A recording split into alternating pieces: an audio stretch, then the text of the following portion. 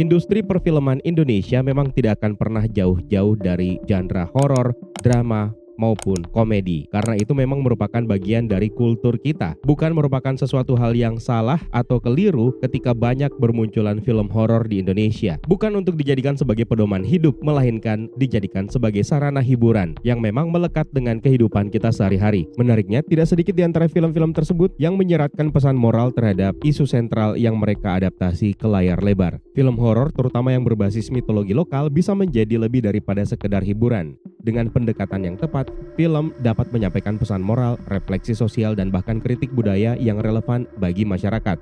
Dalam konteks mitos, film horor bisa berfungsi sebagai pengingat atau interpretasi ulang terhadap kepercayaan lama. Dengan membungkusnya dalam cerita yang menyeramkan dan menarik, maka pesan tersebut bisa lebih mudah diterima oleh audiens yang jauh lebih luas.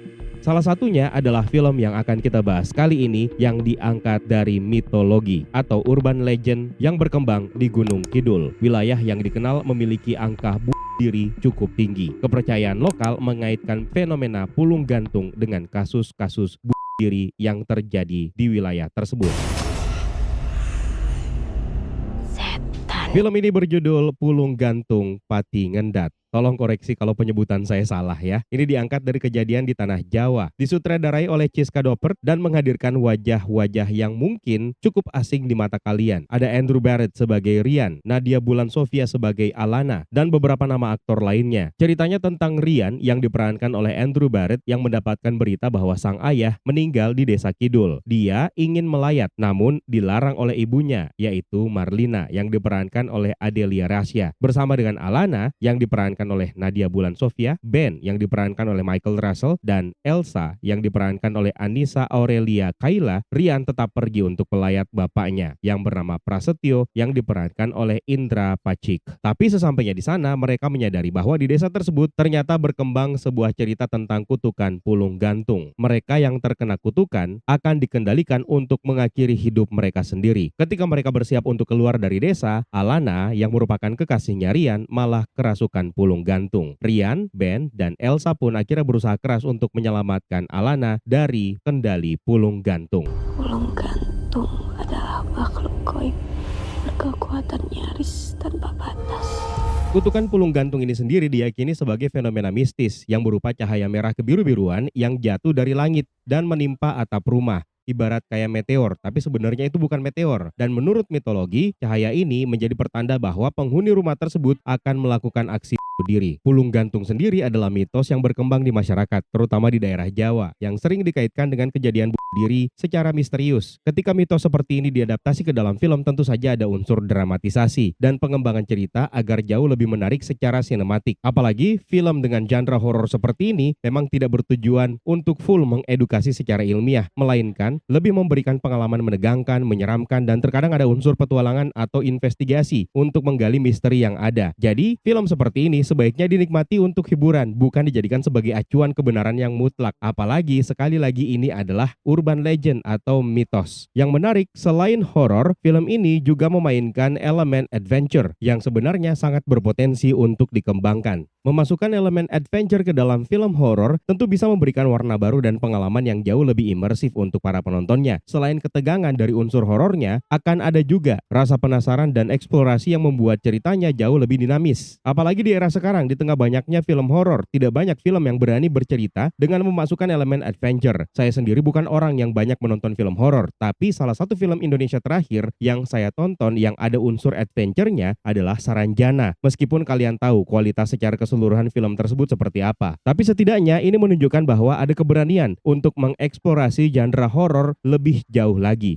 yang tentu saja membuat film horor kita bisa bergerak lebih jauh lagi dan ceritanya tidak hanya berputar di sekitar situ-situ saja. Film ini juga sebenarnya punya usaha yang cukup baik dalam hal visual, terutama untuk penggunaan drone shot untuk memperlihatkan lanskap wilayah. Ini adalah strategi yang cukup efektif untuk membangun atmosfer sekaligus memperkuat elemen adventure dalam cerita. Dan bahkan seharusnya drone shot tersebut bisa digunakan untuk menavigasi wilayah-wilayah tersebut ketika memasukkan elemen adventure di dalamnya. Jadi visual naratifnya dapat, estetika visualnya juga dapat, sekaligus menghadirkan keindahan panorama alamnya, dan semua hal tersebut melebur dan menyatu ke dalam film.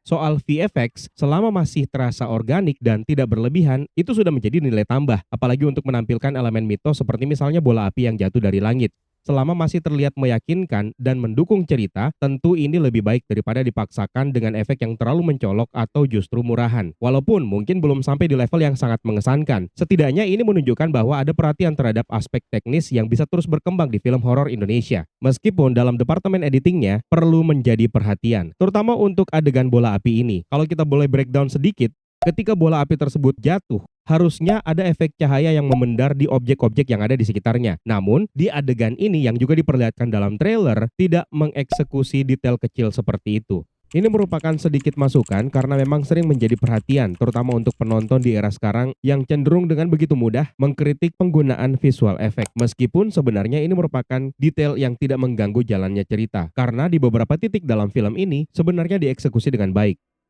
Pilihan gradasi warnanya juga cukup mendukung untuk memperkuat nuansa horor di sepanjang film. Atmosfer yang cukup kuat ini bisa kita rasakan melalui estetika visual dan sound design yang cukup imersif sebenarnya. Mulai dari pencahayaan redup sampai dengan suara alam yang mencekam, menjadi elemen yang membuat film ini terasa menjadi lebih nyata dan menghantui. Dari segi acting, para pemerannya memberikan performa yang cukup solid, terutama pada saat adegan kerasukan. Ini merupakan hal yang penting, karena film horor seringkali bergantung kepada bagaimana karakter ini merespons ketakutan dan ketegangan di sekitar mereka agar penonton juga ikut terbawa suasana. Meskipun harus diakui, wajah baru di industri perfilman ini masih membutuhkan jam tayang yang lebih untuk bisa menghadirkan performa yang maksimal. Yang cukup menarik adalah aspek sosial yang diangkat. Film ini mampu menggabungkan mitos dan refleksi tentang kepercayaan dan stigma di masyarakat. Dan ini adalah sesuatu hal yang menjadi nilai lebih. Artinya bukan sekedar horor untuk menakut-nakuti, tetapi juga ada dimensi pemikiran yang jauh lebih mendalam. Fokusnya bukan hanya di jump scare maupun penampakan hantu, tapi juga menyelipkan isu sosial dan juga budaya. Secara keseluruhan, film ini mungkin belum mencapai standar sinematik yang tinggi untuk banyak orang yang sekarang udah pinter-pinter dalam menilai sebuah film. Tapi ini memang sering menjadi tantangan bagi film horor Indonesia. Bagaimana menyeimbangkan cerita yang menarik dengan eksekusi teknis yang solid. Tapi tetap saja, keberadaan film seperti ini menunjukkan bahwa ada upaya untuk menghadirkan sesuatu yang lebih daripada sekedar horor biasa. Mungkin jika lebih banyak sineas yang berani mengeksplorasi mitologi lokal dengan pendekatan sinematik yang jauh lebih matang, maka kita bisa melihat perkembangan genre ini ke arah yang jauh lebih menjanjikan.